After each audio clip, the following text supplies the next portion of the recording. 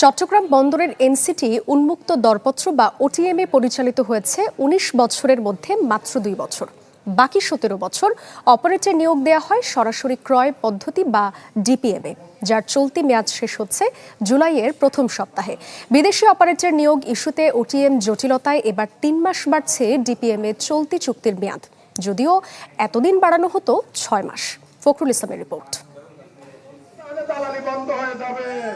চট্টগ্রাম বন্দরের এনসিটি পরিচালনার দায়িত্ব বিদেশি অপারেটরকে দেওয়ার সিদ্ধান্তে অনড় সরকার, যার প্রতিবাদে আন্দোলনে বিভিন্ন পক্ষ। এর মধ্যেই বর্তমান অপারেটর সাইফ পাওয়ারটেকের সাথে চুক্তির মেয়াদ ফুরোচ্ছে আগামী ৬ জুলাই। এমন বাস্তবতায় প্রশ্ন উঠেছে, মেয়াদ শেষে কে পরিচালনা করবে এই টার্মিনাল? এর মধ্যেই গেল সোমবার নৌ পরিবহন মন্ত্রণালয়ের নির্দেশনা চেয়ে চিঠি দিয়েছে বন্দর কর্তৃপক্ষ। এরকম সিচুয়েশন তো হয়েছে, আমাদের কমলাপুরে হয়েছে, এক্সিস্টিং চালাইছে, এইখানেও তো হয়েছে। ঠিক আছে, টেল দ্য নিউ অপারেটর একটা এটার হয় ইম্প্রোভাইজড ম্যানারে আমরা চালাবো। বন্দর উইল আস্ক দ্য গভর্নমেন্ট যে আমরা চালাবো, because the tender is expired. এনসিটির পাশাপাশি সিসিটিও ২০২০ সাল থেকে ওটিএমএ পরিচালনা করছে সাইফ পাওয়ার, যার মেয়াদ শেষ হবে আগামী বছরের নভেম্বরে।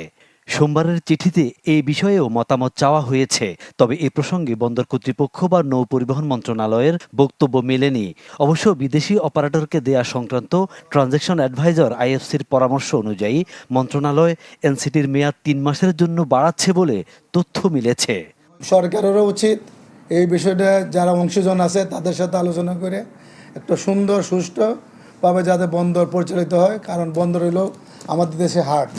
এই হাট যদি কোনো কারণে বাধাগ্রস্ত হয় তাহলে আমরা দেশ ক্ষতিগ্রস্ত হবে, এটা আমরা কোনো মতেই চাই না। আমার ব্যক্তিগত মতামত হলো, যারা বর্তমানে কাজ করছেন তাদেরকে দিয়েই চলমান রেখে সিদ্ধান্ত হলে পরে তখন তারা যে সিদ্ধান্তটা আসবে সেই সিদ্ধান্তটা পরবর্তীতে ধীরে ধীরে এটা বাস্তবায়ন করা।